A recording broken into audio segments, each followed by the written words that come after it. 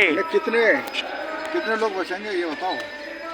जो प्रभु को मानने वाले हैं वही बचेंगे। कितने लोग मानने वाले हैं प्रभु को?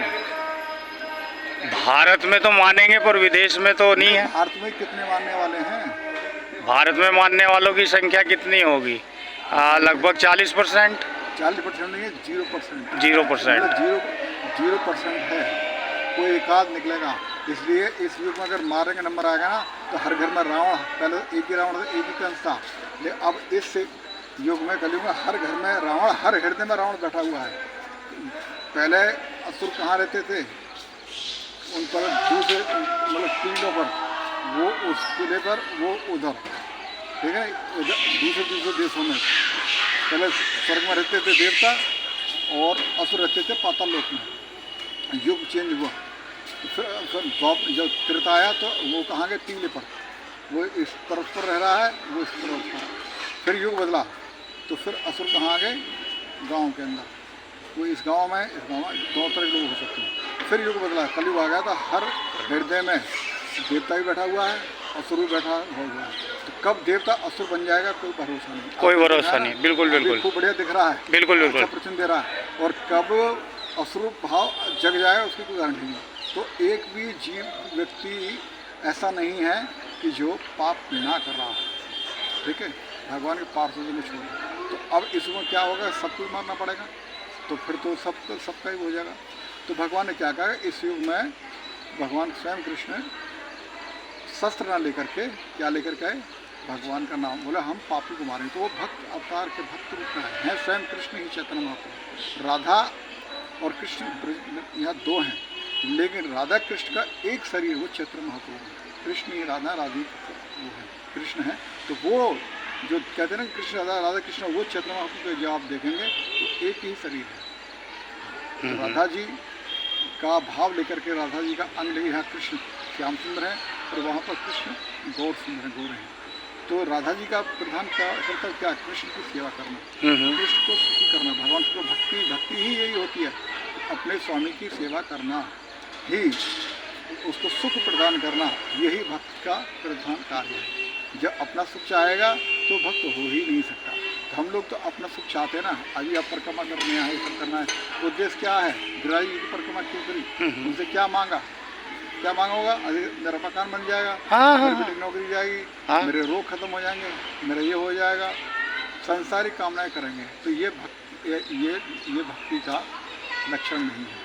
ये तो आश्रम लक्षण, रावण भी ये सब मांगा था। अब ये असुर वृत्ति है। तो देखने में लग रहा है कि आप सब भक्त हैं, बैठे हुए बस में भक्ति आ रहे हैं, भक्त नहीं, एक भी भक्त नहीं है, एक नहीं है, सारे असुर वृत्ति। तो असुरों की तो महाराज प्रवृत्ति कलयुग में बढ़ रही है ना। भीख मंगे हैं, भीख मंगे हैं। तब तो हमने कहा भक्त नहीं है, हमने कहा भक्ति कितने वाले हैं? कोई नहीं है।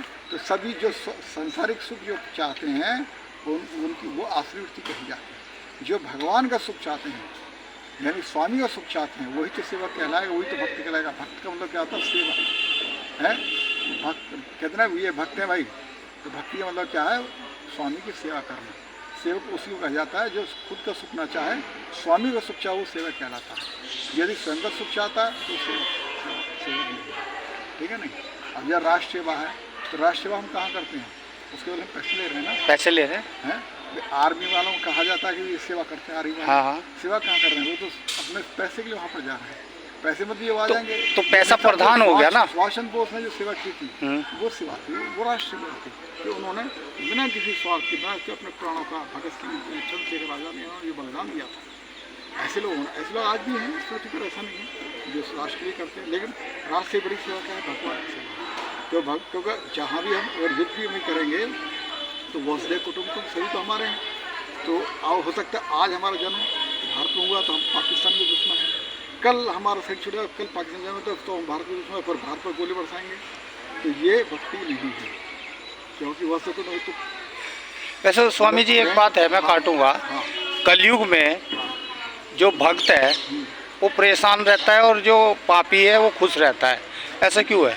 वो अज्ञानता है, परेशान नहीं, उसे हर चीज मिलती है, नहीं क्या पृथ्वी का हर सुख भोगता है। वही तो बात आ गई ना।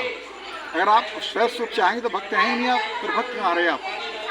भक्त तो स्वसुख चाहता ही नहीं, सुख दुख मन के विषय हैं, आप आत्मा हैं, आत्मा का विषय सुख मतलब सुख दुख को टच नहीं करता। आत्मा का विषय है आनंद, और आनंद का है सच्चित आनंद सदन। जो भगवान है कृष्ण वो सच्चित आनंद है, यानी जो वास्तव जो सच्चा आनंद है वो उनके पास है। तो आत्मा का और आनंद किसमें प्राप्त होता है?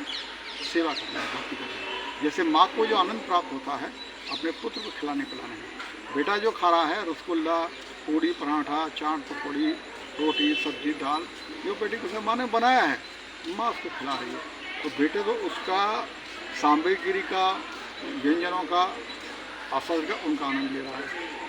लेकिन माँ को जो खिलाने आनंद प्राप्त हो रहा है उससे तो बेटा वंचित है। बेटे को पता है कि माँ को क्या आनंद मिल रहा है? सही, बिल्कुल। तो उसको अब जैसे आप परिक्रमा लेकर के आए, आपको बड़ा खिलाने पर बड़ा अच्छा लग रहा है, आपको लाने बड़ा आनंद आ रहा है, तो वो तो आने जाने का आनंद ले रहे हैं। हाँ, हाँ।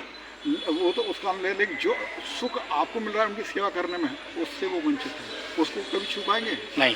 तो वही सेवा करने में जो आनंद होता है वही वास्तव में आनंद है। आनंद अनुभूति वही होती है। हाँ, जो खुद की सेवा करते हैं, कराते हैं, वो आनंद नहीं है, वो तो सुख दुख। तो सुख के जैसे उन्होंने कहा कि प्रकाश और अंधेरा आएगा, अंधेरा होता है, सुख के साथ दुख है, दुख है। लेकिन भक्त लोग सुख दुख से ऊपर होते हैं। तो आप किसको सुखी और किसको दुखी देख रहे हैं? ये शरीर है, शरीर तक ये सीमित है, और शरीर हम नहीं है। शरीर हम बिल्डिंग नहीं, बनी है तो ये गिरेगी, कल गिरेगी, जरूर भी, जाएगी। कोई बिल्डिंग है, कोई शरीर ऐसा नहीं जो परमानेंट रहा, लेकिन आत्मा अगर अमर है तो आप परमानेंट है। तो जो वास्तविक जो शाश्वत जो सुख है, ये तो अशाश्वत सुख दुख की बात कर दी आपने। कहा कि कलयुग में जो भक्त लोग दुखी, कहाँ दुखी है? भक्त तो किसी युग में हुआ ही नहीं। अरे प्रहलाद जी किसी दुखी हुए थे क्या? नहीं। कभी उन्होंने प्रेयर की भगवान से कि आप मुझे बचाइए?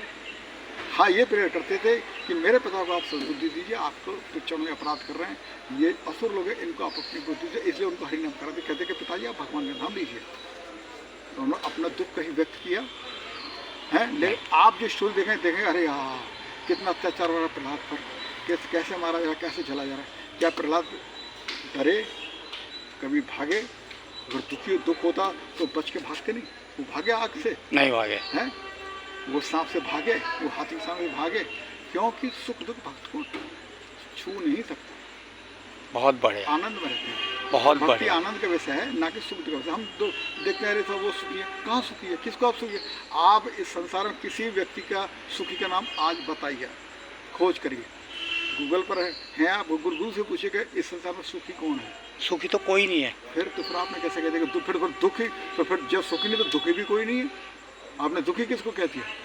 ना तो कोई सुखी है ना कोई दुखी है, केवल अपने मन के द्वारा सुखी और दुखी है। कहते हैं कि मन के हारे हार है और मन के जीते जीत। तो मन जो है हमारा मित्र है, लेकिन हम इसको शत्रु बना देते हैं अपना वासना में लगा करके। मन यदि भगवान के चरणों में लग जाएगा तो फिर तो आपका मित्रता काम करेगा। जिसलिए मानव शरीर प्राप्त हुआ है वो हमारा उद्देश्य पूरा हो जाएगा। मानसिक में इसलिए प्राप्त थोड़ी बात जिसके करके उसका बहुत पैसा, सब कुछ। आपने एक शब्द कहा कि उसके जो पाप कर उसका सब कुछ, क्या उसका कुछ नहीं है भाई, सब भौतिक सुख है। भौतिक सुख कब? भौतिक सुख तो सुख होता ही नहीं। भौतिक सुख क्या है भाई? आपने रसगुल्ला खाया, उसके बाद क्या हुआ? मल बन गया। हर चीज़, हर भौतिक सुख का परिणाम क्या है? मल। यानी दोबारा उसको आप यूज नहीं कर सकते, खत्म। बहुत सुंदर, बहुत